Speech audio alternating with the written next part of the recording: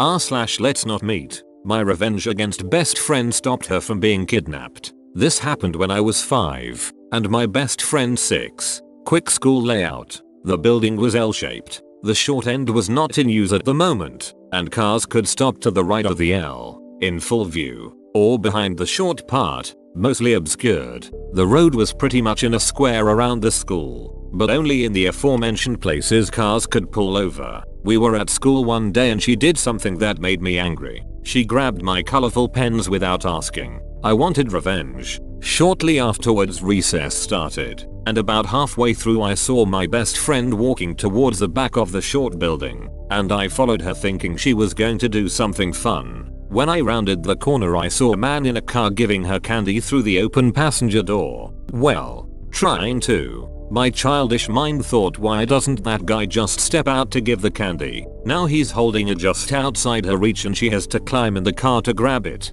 and his seat will get all dirty. My friend had one knee on the car seat, reaching for the candy now. I suddenly realized that this was the perfect time for my revenge. I'd stop her from getting candy from this man. So I yelled at her that she wasn't allowed to be this close to the road. We'd get in heaps of trouble if caught near the road instead of on the playground, and I'd tell on her. This caused her to jolt back and she ran away from the car, back to the school ground, taunting me with the fact that a passerby thought she was so pretty that he wanted to give her candy but not me. Apparently a teacher saw me walk towards the road and was on her way to fetch me, so she was just around the corner from us when my friend started taunting me. She heard what was said and quickly ran the last few steps towards us, frantically asking us, did anyone get in a car? Did you see any classmates getting into a car? She was clearly panicking and the car was long gone by now, having driven off when I yelled at my friend. My friend answered no. The nice man just wanted to give me candy and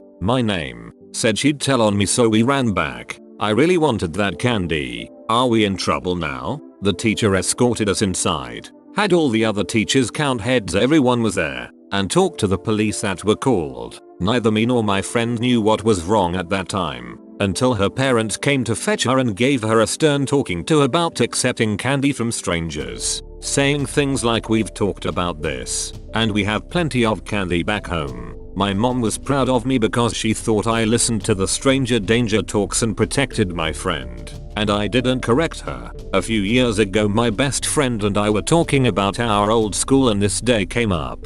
We both just realized that if I hadn't been so obsessed with those pens, or if she had asked before taking them, that she could have been kidnapped and suffered a pretty bad fate. She couldn't believe how stupid she was for thinking that a random guy would really offer candy to kids from his car, especially since her parents had warned her about strangers before. I just felt embarrassed for not recognizing the situation from the talks my parents gave me, and being so focused on getting revenge. It took me a while longer to fully realize what could have happened to her. I don't know if the guy was ever arrested or did anything else. And after this incident my school started permanently posting a teacher as lookout near the road. As far as I know there were no more incidents at that school, and it was never really spoken of again. The official reason for the lookout teacher was to prevent students from running out onto the road and getting run over. When I drove past last year they had put a fence all around the school. I'm guessing it's because they finally realized a fence is cheaper than paying a teacher an hour a day to just stand around.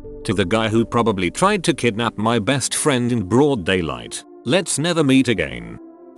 People like to think it's acts of heroism or shrewdness that prevents bad things happening, but often it's just dumb luck.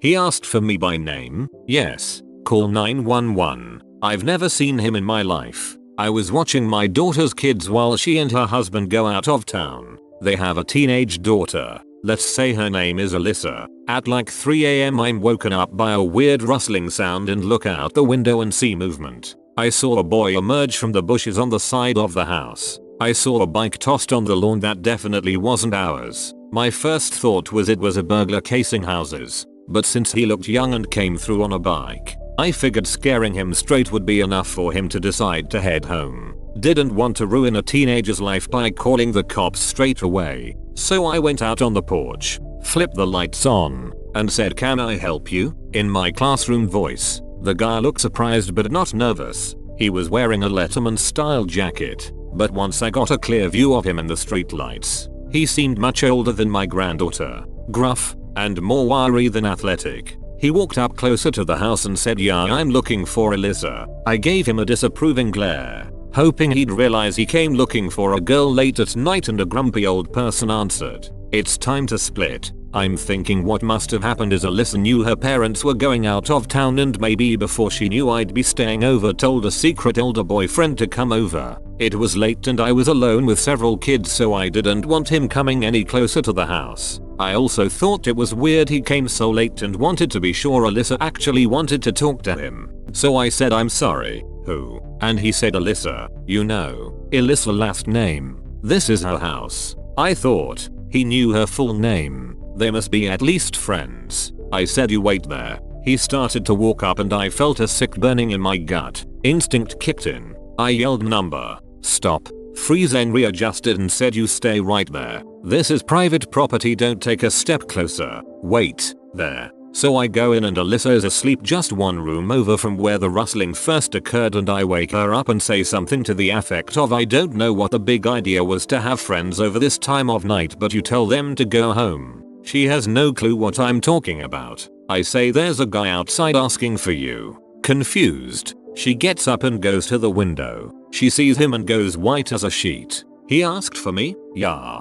"By name?" "Yes." "Call the police." I've never seen him in my life. I called 911 immediately, but as I was on the phone with them, Alyssa started tugging at my arm. "He's coming up." I had younger kids in the house to think about, so I kept the door latched and pulled it just open enough for the latch and yelled, "I asked my husband and none of us know an Alyssa last name. Leave my property or I'm calling 911. He got angry and started yelling for her to come out. Thankfully the police came pretty quickly, and when he heard the sirens he grabbed the bike and ran off. I watched where he was running and he jumped into the passenger side of a car without headlights or front plates and sped off. The police followed in the same direction once I pointed them, but they didn't get him. They advised us to take all her social media details offline if she was sure she didn't know this person, and said they'd had a couple similar reports recently and were looking into it. I got a heavy duty lock and she slept in my room for the remainder of my visit.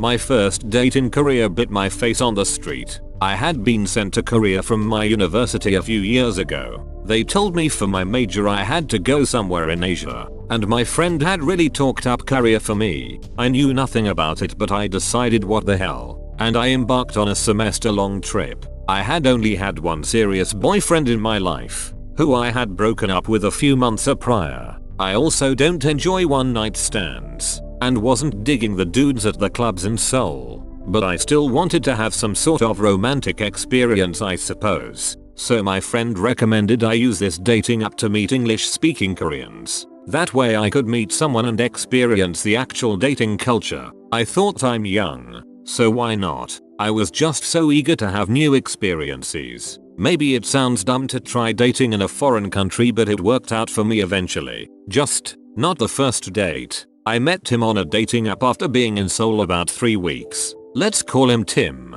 I still didn't know the culture or city very well, and was a bit naive about everything. He eagerly wanted to meet for a date after talking to me, and he seemed nice. I should have asked more questions, and I should have noticed that he was not giving me many details about himself. Tim was a guy a bit older than me, but claimed he was a college student. I assumed he had done his military time. All men in Korea have to, and return to school. We talked for a bit and decided to meet for a tea date near the school I went to. He wanted to come to my dorm originally to pick me up, but I live in an all-women's dorm and I didn't want him to know exactly where I live since we were still strangers. So instead I insisted we meet at the main town center near the subway. He really didn't like this idea, which looking back was a red flag, but eventually I insisted. The night of the date, I waited an hour for this guy. He was very late. Tim weirdly claimed he just wanted to make me wait. I thought he was kidding and messaged him a laughing emoji,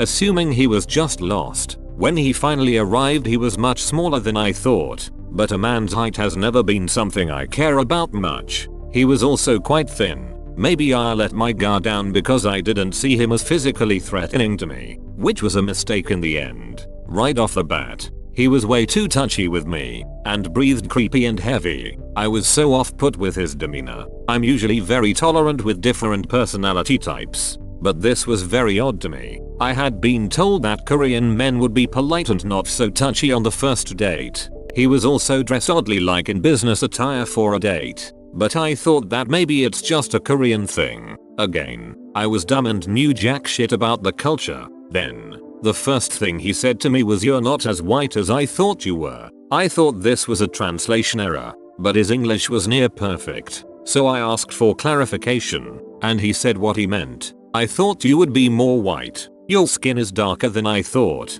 and your eyes aren't as green. Are you pure European?" Now I was officially weirded out. First of all, I'm pretty much as white as you can get. I'm Irish and Scandinavian, so white as hell basically. So the fact he thought I could have possibly been any whiter was funny. And why did he care in the first place anyway? Why does my skin color matter to this guy? And why is he bringing it up? He said about 3 times on the date how he wished I had greener eyes. And every time I would just reply, "Well, maybe my online photos make me look brighter," and brushed it off as him being nervous and trying to start a conversation.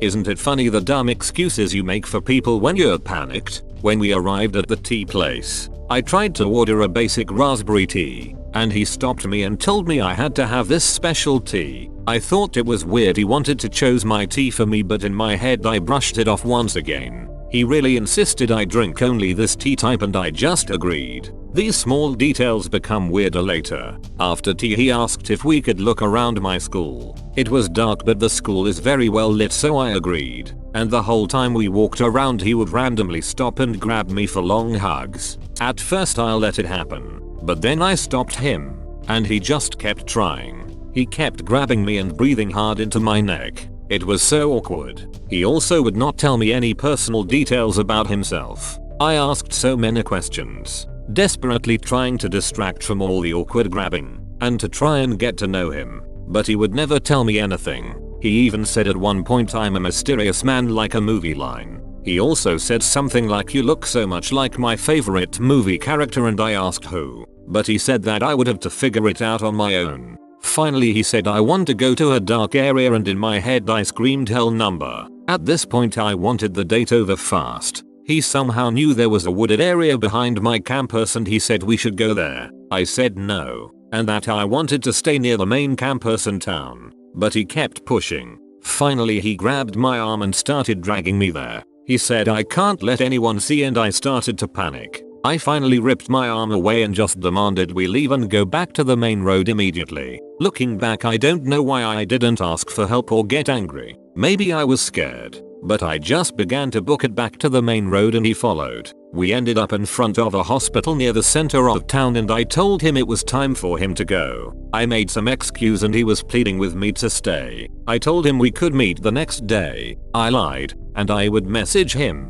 I just wanted to get away at this point. I was pretending it was all okay just so he would leave. Suddenly, I think he's leaning in to kiss me, and I immediately think, "Oh god, number." But it was so much worse. Instead I feel pain in my face. It takes me a second to realize he was biting my face. It was like a dog. I had never felt the sensation before. He leaned his head sideways and bit me on my nose and cheek as hard as he could. I screamed and pushed him away from me. His face looked so freaky, and I barely had time to react in words. Instead I ran up the sidewalk until I saw the convenience store on the right. I ran to the back of the store and bent down to start crying. The man who owned the store started to yell at me, but I couldn't explain my situation. I just begged him in English to let me stay. I ended up having to buy a popsicle to stick around. God, I wish I had learned some Korean by then. I guess Tim didn't follow me. I peered outside the store and didn't see him. I texted a friend and waited for them to get me to take me back to my dorm. On the way I messaged him and basically told him to stay away from me. I told him he was a creep, that he shouldn't bite women, and something along the lines of me calling the police, and then I blocked him. I was so scared to walk around my school area after that. I was so afraid he would find me somehow. I am so thankful I never let him pick me up at my dorm. I called my mom to tell her what happened when suddenly she said, "Wait, what did he ask you?" She then put some details together, and realized that all of these weird things had to do with the 50 Shades of Grey books. At first I thought she was just being silly and overthinking a bad date. I thought she was joking, but oh god, she was right. She had recently seen the movie or read the book of something and knew the details. The eye color and way he dressed, and the tea he made me drink and the random lines he said. It all matches the books and movies. For his dirty little fantasy, my mom thinks he picked me because I look like the girl in that movie to him. It explains why he was so fixated on my appearance, and his whole thing with the biting and trying to dominate me, even if it wasn't his intention. I later learned that there are some few creeps who seek out foreign girls to dominate and have sex with as like a prize. They call it riding the white horse or something along those lines. On a happier note, this bad experience didn't stop me. I eventually met someone else in Korea and we ended up falling in love. We even did the whole long distance thing. And now I'm living in Korea studying and working, hoping to marry soon. So I guess I didn't let bad creepy guys stop my life. As for Tim, let's not meet. It's been years but I will still kick your ass if I see you. And I won't have to bite. Whoa, you made it to the end? You're a ducking beast. I'll cut you a deal. Smash like and subscribe for more curated content. It's free and that's a great price.